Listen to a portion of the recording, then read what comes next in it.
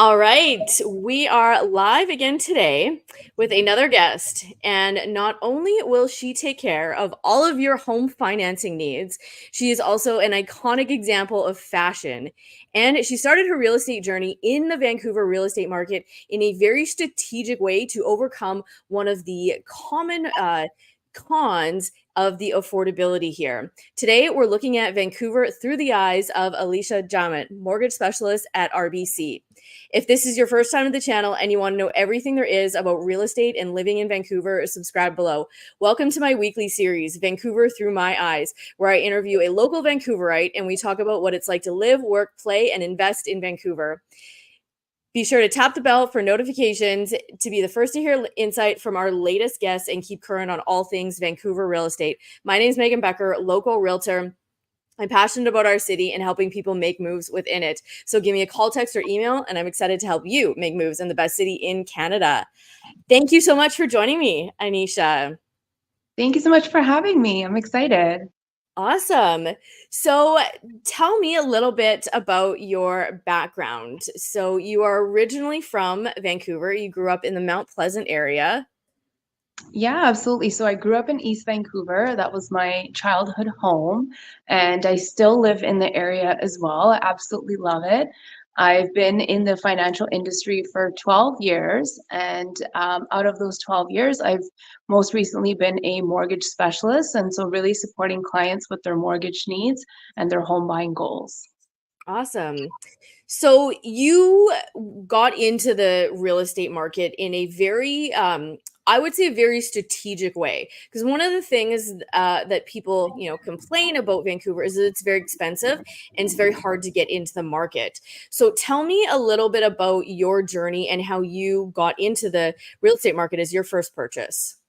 Yeah, absolutely. One of the interesting things was that when I wanted to buy my first home, there was just such little information that I knew. Yeah, I had financial background, but I just kind of focused on things that were important to me. So one was that I absolutely love East Vancouver. I wanted to buy my first home in the area. I wanted to be close to my family. And for me, I didn't even start by getting a pre-approval. I didn't even know what to do. All I started to do was just kind of look at properties and look at listings. And I think that's so common with a Yeah. lot of people is that they just start dreaming and fantasizing about owning a home, and that was really how I started the process. And what was really important to me was that I just knew that I wanted to be in the East Vancouver area. And one day I was actually driving down Kingsway and I saw a bunch of buildings and developments going up and signs outside speaking to these developments. And so I didn't know what pre-sales were. I had no idea where to really start. I didn't even talk to a realtor. I didn't even talk to the bank. And I basically just kind of went online and I started searching a little bit more. And I started studying floor plans. So for pre-sales, I just started looking at, oh, what does this floor plan look like? Would this kind of work for me? And then that's basically where that journey had kind of started. And then I started looking a little bit more into pre-sales, and then just kind of seeing and comparing what it would look like in terms of like listings on the market. But Megan, one of the biggest things that this opportunity for me to buy into a pre-sale, the reason why it worked so well for me was because the developer just wanted just a minimum 10% deposit. Right. Right. So at that time, I was like, this is great. I just gave my deposit. Completion's not going to be for another 2 years. And so it just gave me that bit of breathing room to continue saving to come up with the remaining down payment. Yeah. And that is a huge draw to the pre-sales is that, if you've got the, 5, 10, 15, 20%, and then you've got 2 or 3 years until completion in order to save up or, get yourself into a different position to be ready to have that mortgage. Yeah, exactly. It just made a big difference for me because then I could really strap down, look at the numbers, and know exactly how much I needed to save until completion. And I Yeah. was able to kind of forecast, for example, like my bonus income and other, areas that I could save to really plan. So for me, I just thought that it was just the perfect opportunity to buy my first home. Yeah. Yeah, I think that's very, very smart. So you said you started looking at floor plans. Tell me a little bit about that, because really, that's all you're buying in a pre-sale, right? Is you're putting your faith in the developer, the location, and the floor plan. Yeah, exactly. And the other thing too is that the developer that I was working with, they didn't have like a fancy presentation center, anything like that. And I really just had to go kind of off of the floor plan. And I remember what I did was just thinking like, okay, what would this space look like? And just actually using like a measuring tape and like pieces of tape to like lay it out in my living room to see like, okay, like how would I be living in this space? And so where would I put like the dining room? Where would I put the coffee table? So I just remember kind of laying that out and then visualizing if that would work for me. Yeah, And what's also really interesting too was that I didn't want to be on a floor that was too high. And the reason why I thought about that was like I'm just an active person. I don't want to wait for an elevator. I want to be able to just kind of like take the stairs and be quick. So when I bought the pre-sale, I just automatically started thinking of these little questions that you normally wouldn't really think of yeah. until you like kind of a little bit more into that home search. Yeah, that's very, very smart because there's definitely a commute. I know when I moved here, being on the 35th floor, there is a commute from leaving my door, down the elevator, into the parkade, from the parkade out to actually driving. And if you're not used to that, you can really underestimate that, plus elevator wait times. And so I think that's one of the very smart things to consider in that. Yeah, exactly. Just little things like that too. And there's some things about the unit that I was okay with. For example, it was going to be on Kingsway, it was going to be on a busy street, and I was perfectly fine with that. So it's just really about thinking about your lifestyle. I'm going to live there on my own. It's going to be my first home. What's going to work for me, and what are some things that I would be okay with. Yeah, exactly. And I think that's smart for your first home. You're not going to get the dream home with every single box checked, but figuring out what are those most important things and filtering everything through that. I think that's very smart. Exactly. Tell me a little bit more. You grew up in East Van. You love East Vancouver. I do as well, but I would love to hear what is it about East Vancouver that you really like that fits you? Yeah, I think it's the diversity. I think that there's so many different backgrounds, different types of cultures in East Vancouver, and also the cuisine and the food. Yeah. And so just kind of right, and that's one of the biggest things is like if I feel like I really want Vietnamese or Indian or Chinese, like all these different options are available. And so there's so many great food spots. And I think it's just really growing up in East Vancouver, when as a child in this area, it was a little bit more rougher on the edges. There wasn't as much, development. And, to be honest, like a lot of people didn't want to live in East Vancouver. Yeah. And it's just changed and developed so much. And I love that little bit of mix between like the old East Van and then the new East Van and how much it's changed. Like I love that little bit of black and white. Yeah. Yeah, it's one of the things I think really brings character to all the different neighborhoods throughout East Van, hey? Yeah, exactly, exactly. And everything's like within walking distance. Everything's so convenient too. Yeah. I'm super curious. Tell me a few of your favorite restaurants in East Vancouver, because absolutely exactly Oh like you my said. goodness. That's one of the things I love is there's so many different cuisines, no matter what you like. If you're not familiar with the area or to like a wide variety of cuisines, you're definitely going to have your eyes open. That's what I did when I moved here and got introduced to a handful of new cuisines that I never tried before. Yeah, yeah, for sure. Okay, so a top one for me is Lunch Lady on Commercial Drive. Yes. Yeah, It's me like too. the best Vietnamese food. And then there's also Bonjour Vietnam. So it's just off of Fraser Street. Oh, And okay. I've same heard of thing. that one. Yeah, I've never been. it's beautiful. So if you go inside, they decorated it really nicely. Like there's a lot of floral arrangements. And it's basically like a Vietnamese French kind of cuisine. Okay. And yeah, it's a great spot. So it's just off of Fraser Street. And a Pizza Farina is a really good one too. I love all the pizzerias. Brooklyn Pizzeria, Yeah. Fraser Street. Yeah. Oh, there's so many, and there's like a few Yeah. like fried chicken spots too that I could name. Yeah, so many, so many. Um, Tell me a little bit, let's switch gears a little bit about what you do for work. You're in mortgages, you work for RBC, you've been there for, you said, 12 years.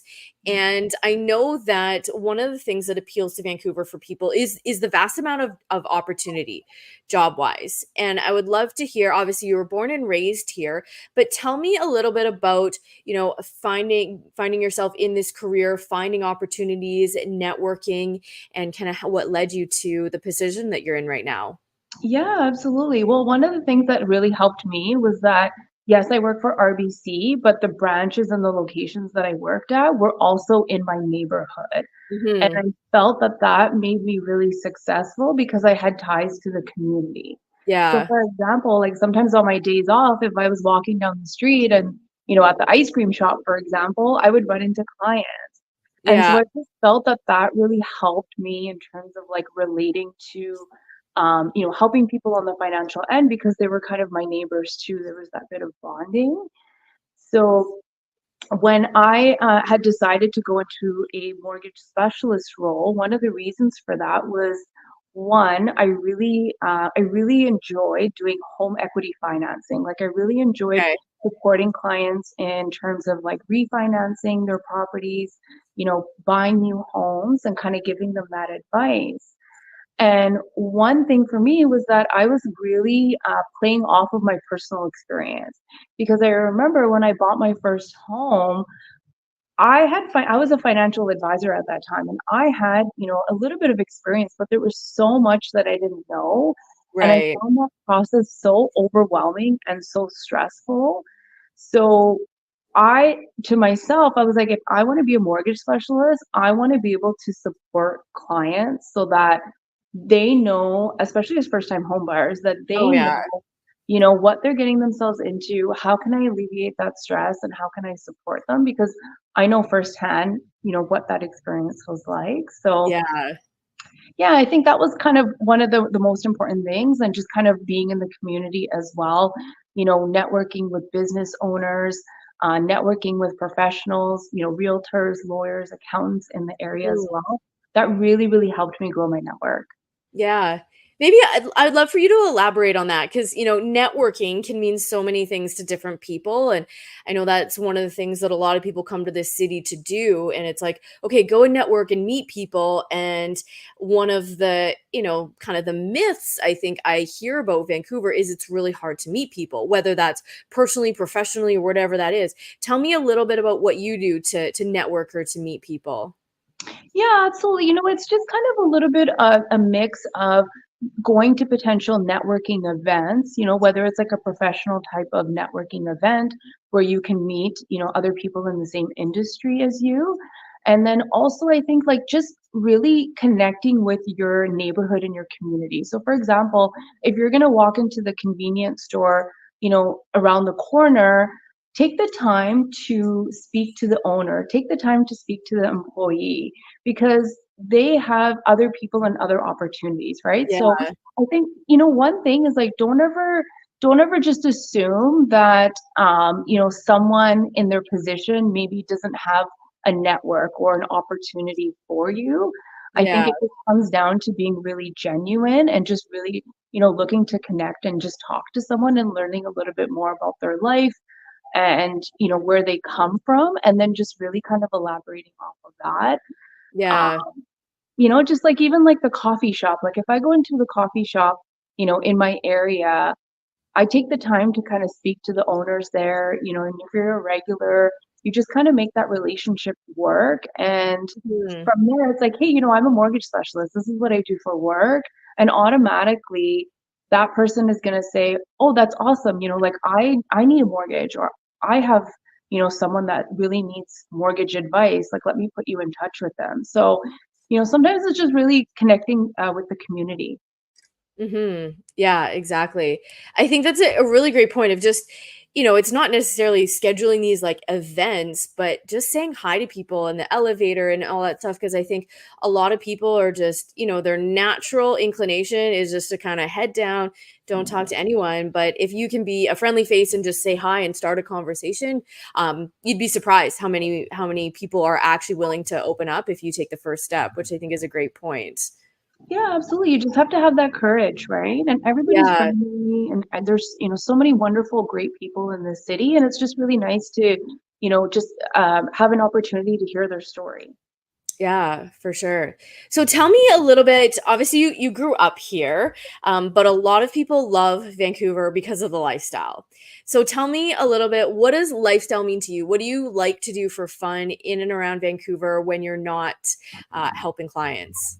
Yeah, absolutely. One of the number one things that I love about this city is that there's so much to do in the winter months and then also in the summer months as well. Yeah, So, for example, like me in the winter time, I love hitting the slopes. I'm gonna go to Cyprus and I'm gonna be, one of my hobbies, and I love going up there. And it's just, yeah, like a quick drive up to the to Cypress Mountain, right? yeah. You can go there after work, ski, like watch the sunset, and Exactly. Yeah, like it's perfect. Even if I wanted to take a day off and just head up there, like it's just so yeah, convenient, right? yeah, exactly. And yeah, so for me, like I love the winter months because I love the opportunity to be able to do that. And then in the summer, I love the beaches. Like we have so many beautiful beaches and parks. You know, the water's close by.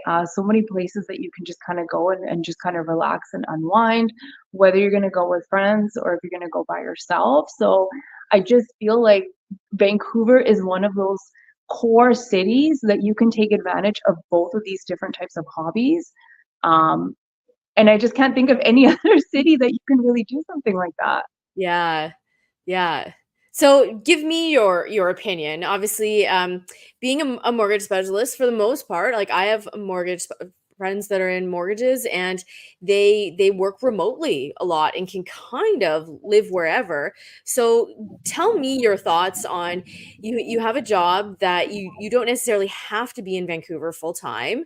Um, and Vancouver's pretty expensive. That's a common thing that everyone, knocks at this city. So tell me a little bit about your thoughts on that and why it's worth it for you.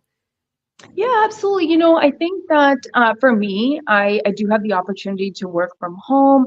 I'm flexible. I kind of make my own hours, and it makes sense when clients need to be available. So, I would say that when it comes to our city, even if you need to move further out, it's not that.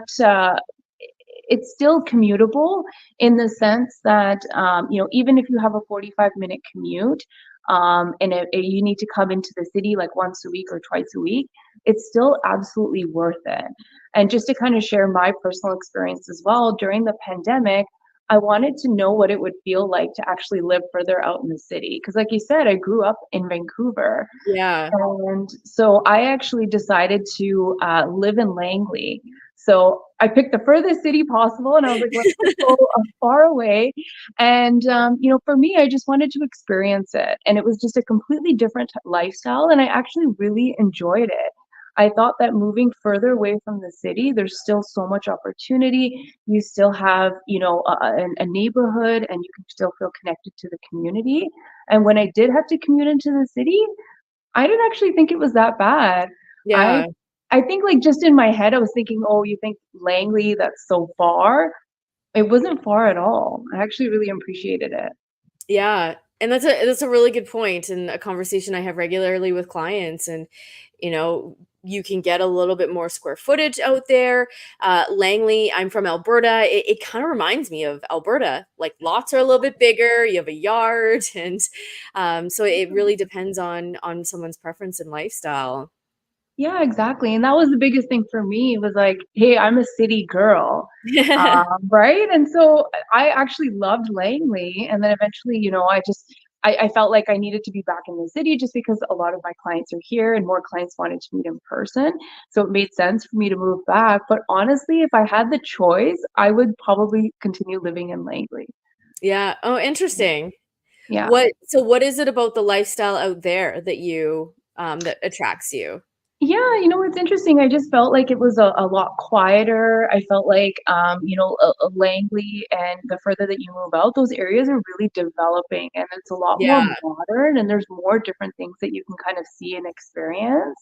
And I think it was just kind of that it's just a little bit more kind of a quiet, um, um, like a slower type of lifestyle, which I for actually really sure. appreciated. Yeah, Yeah.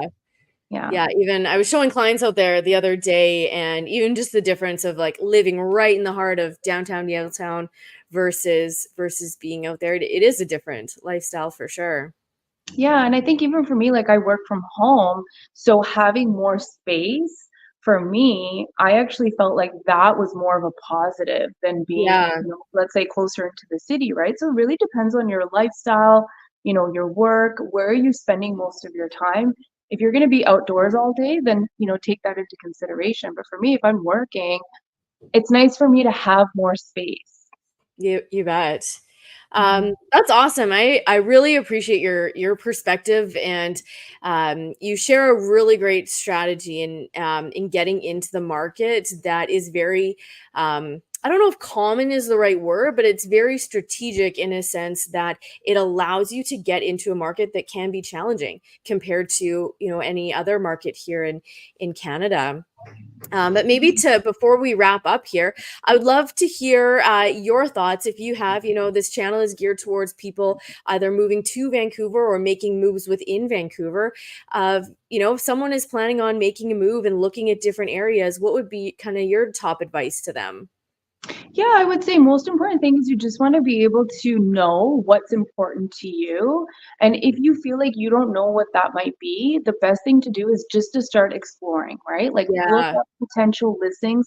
Like you really need to kind of go to open houses to really understand what's going to make the most sense for you. Right. yeah. And we kind of talked about that, and everybody's lifestyle and preferences are different. So you just have to have the opportunity to kind of go out there, see what's out there, and then kind of start strategizing and coming up with a plan. I think is really important too. You bet. You bet. I've actually, yeah, I've encouraged clients that aren't familiar with the Lower Mainland. I said, go spend, a couple hours in Port Coquitlam, like walk through the trails there, go down by the river, like um, grab a beverage at Patina's Brewery, or get to understand like what would it be like living in this community. So I think that's a great perspective. Yeah, absolutely. That's what it is, right? It's not just about the home and the location. It's about, the environment, the vibe of everything. Like go out for a walk. There's different sounds and different, experiences to be able to take into consideration too. For sure. Well, awesome. Well, I really appreciate your time. Last thing that I'll just ask you is you obviously work for RBC in mortgages. Tell me a little bit about, I always say everybody knows a realtor and they probably know five. And I feel like it's very similar with mortgage specialists and mortgage brokers. So give me, kind of a quick 30 seconds of your pitch. Like what makes you unique compared to other mortgage specialists? Yeah, absolutely. Megan, at the end of the day, like I'm here to understand clients' goals and provide them with advice. And Yeah. so, regardless of what stage they're at, they could be a first-time home buyer, they could be a very experienced investor. Depending on what their goal is, I'm always going to be leading with advice and coming up with a plan and making sure that they know that I'm in their corner and I'm really here to support them throughout that entire process. So, that's always been important to me, is always doing what's best for my clients and putting them in the best possible situation. Yeah, absolutely. It very similar to me, and I think that's why we've connected so well. Is you're very relationship based, and that's exactly how I treat my businesses as well. So I will put all of Anisha's contact info in the description box below, with ways to reach out to her and even just have an exploratory conversation of what it would look like, and even asking her questions about getting into the market in the pre-sales. I know RBC has a really great program for financing in that. So if you're curious, I'll link all of her contact info. But to wrap it up, thanks so much for joining me, Anisha, and thank you guys all for watching. I love helping people make moves within our city, but my second favorite thing to do is connecting the incredible people within it. So if you know anyone that shares a unique perspective on living in Vancouver, I'd be so grateful if you could connect me with them. All my info is in the description box below. And remember to please like, comment, and subscribe to the channel. And until next time, we'll see you next week with another interesting guest.